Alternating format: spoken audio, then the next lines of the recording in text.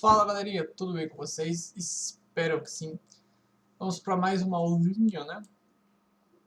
De Geography agora. Bom, vamos lá.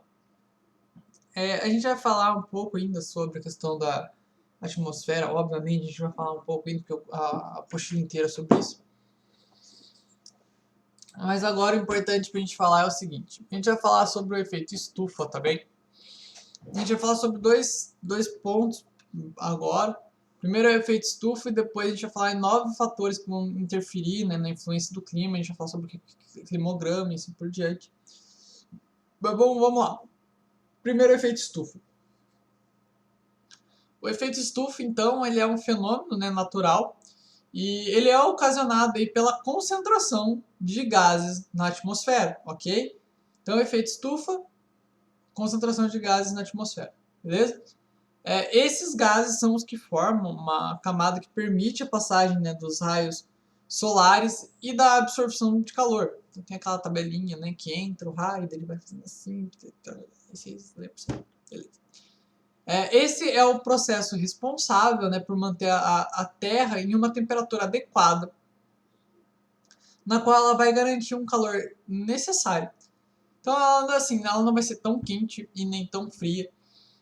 Obviamente, existem lugares onde vai ser mais quente, outros vai ser mais frio e assim por diante. Quando a camada de ozônio ela vai se deteriorando, obviamente, o buraco da camada de ozônio vai aumentando. Obviamente vai ficando mais quente, tem todo esse processo de ter que usar protetor por causa do câncer de pele, blá blá blá. Mas o que a gente está querendo saber aqui é o seguinte.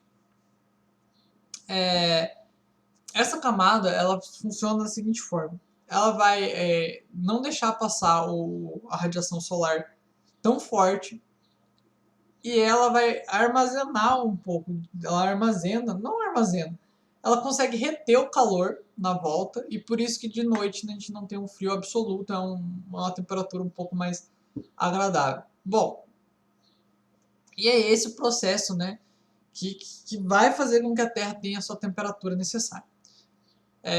Sem ele, por exemplo, sem a camada de ozônio, a gente certamente o planeta ele seria extremamente frio. E a sobrevivência dos próprios seres vivos seria afetada, né? A gente não sabe se sobreviveríamos a isso. Sobre o efeito estufa, quando os raios solares neles atingem a superfície terrestre, devido a essa camada de gases de efeito estufa, né?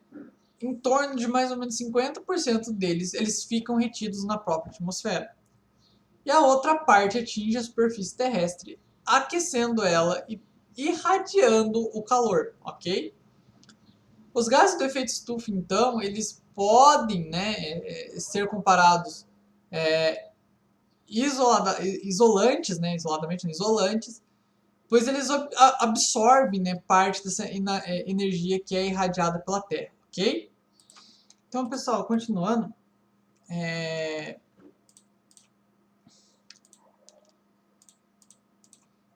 então a gente tem toda essa questão da irradiação da Terra e tudo mais para poder fazer essa absorção, ok? Bom,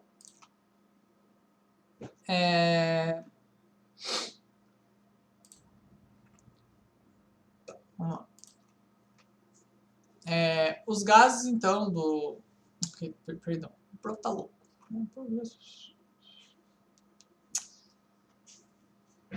Esse processo, né, que vai ocorrer nas últimas décadas, a liberação dos gases do efeito estufa, em virtude das atividades humanas, né, ele vai aumentar consideravelmente. Vou pegar uma imagem depois eu mostro para vocês sobre o tamanho que era o buraco do ozônio e o tamanho que ele está.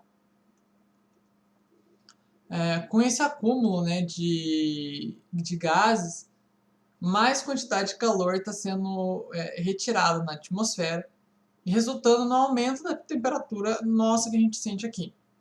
Essa situação ela vai dar origem ao aquecimento global que a gente tanto conhece. Então, esses gases vão ser os principais gases, né? Vamos lá. Então, vamos por parte. Primeiro, é o vapor d'água, ok? que é o H2O, obviamente, e ele é encontrado em suspensão na atmosfera. Então, primeiro, coloca um tracinho aí se você estiver copiando. Primeiro, vapor d'água, H2O. Segundo, monóxido de carbono, CO, tá? A abreviação dele químico é CO. É um gás incolor, altamente inflamável. Ele é inodoro, então não tem cheiro. Ele é tóxico, obviamente. E ele é produzido pela queima em condições de pouco oxigênio e pela alta temperatura do carvão ou outros materiais ricos em carbono, por exemplo, como um derivado de petróleo ou assim por diante. A gente vai ter o dióxido de carbono, que é o CO com 2 embaixo dele. Ele é expelido pela queima de combustíveis, né, utilizados nos carros e assim por diante, ou outros veículos. A gente tem o como que é o nome? Clorofluorcarbonos, que é o CFC. Não é o CFC que a gente comenta, é o CFC. Aquilo lá é KFC, não é CFC. Enfim, que é um composto formado por carbono, cloro e flúor, e ele é proveniente de aerosol, tá? E é um sistema de refrigeração, por exemplo, das geladeiras antigas. A gente vai ter o óxido de nitrogênio, que é o NXOX, que é um conjunto composto formado, né, pela combinação de oxigênio com nitrogênio. Ele é usado em motores de combustão interna, forno, estufa, caldeira e assim por diante. Temos o dióxido de enxofre, que é o SO2. É um gás denso, um gás bem mais denso, também é incolor, mas ele não é inflamável, mas ele é altamente tóxico. Tudo maravilhoso. E ele é formado por oxigênio e enxofre. Enxofre sempre é ruim. Tanto que eles falam que o demônio é de enxofre. Enfim, não sei porque eu falei isso. E ele é expelido pelo gado, por exemplo, né, na digestão de animais herbívoros, decomposição de lixo orgânico, extração de combustível, entre outros. As causas do efeito estufa, então,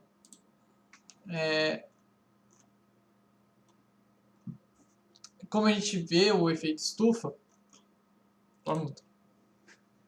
é um fenômeno natural, né, mas ele é intensificado aí devido à crescente queima de combustíveis fósseis,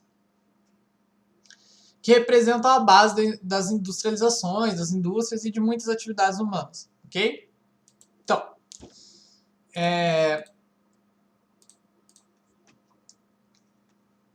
tranquilo até aqui, né? Espero que sim. Se não tiver tranquilo, vocês mandam mensagem para o prof. As queimadas das florestas para transformar suas áreas de plantação, para criação de gado, pastagem, tudo isso também colabora para o aumento do efeito estufa.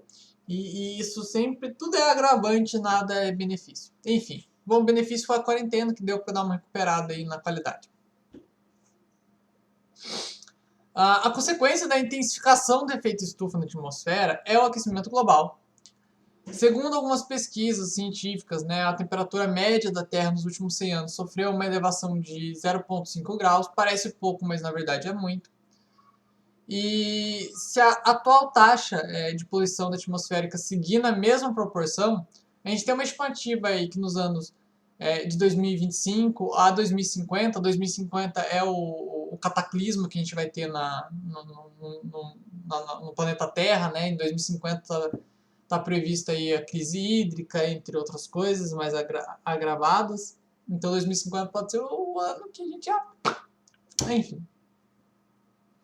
Então, de 2025 a 2050, a temperatura apresentará um aumento de 2,5 a 5 graus.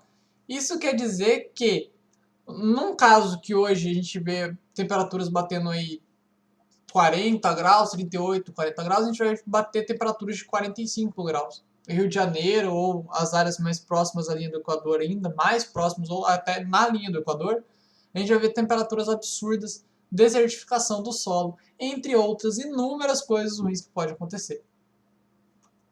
O aquecimento da Terra, né, ele resulta nos seguintes efeitos, por enquanto. A gente tem o derretimento das grandes massas de gelo nas regiões polares, né, ocasionando um aumento do nível do mar. E isso pode levar à submersão de muitas cidades, o aumento de casos de desastres naturais, como inundações, tempestades, furacões, a extinção de várias espécies, né? Episódios mais frequentes de secas, que a gente vai bater na crise hídrica, a mudança de clima, as mudanças climáticas, né, podem ainda afetar a produção de alimentos, pois essas áreas precisam, né, de uma condição boa de solo. E a gente continua na próxima aula. Beleza, galerinha? É isso e até mais.